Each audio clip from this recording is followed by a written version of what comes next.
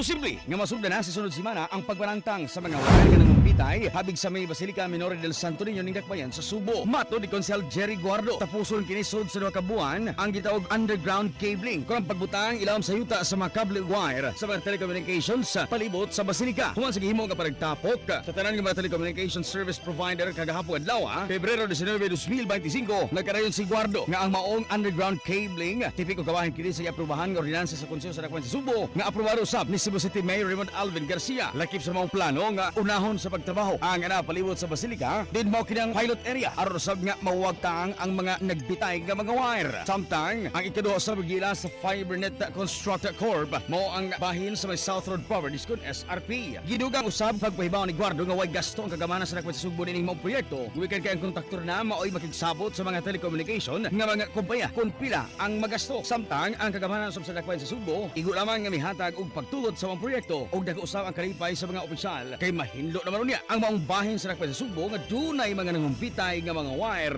diha tungod sa kadalanan. Report gikan sa Cebu City Hall alang sa FM Balita sa Buntag. Kini sa Idol Clinton takoy kapugan sa pagkatod sa mga nagunang lapas nga mga balita. Tatak RMN, tatak IFM Balita.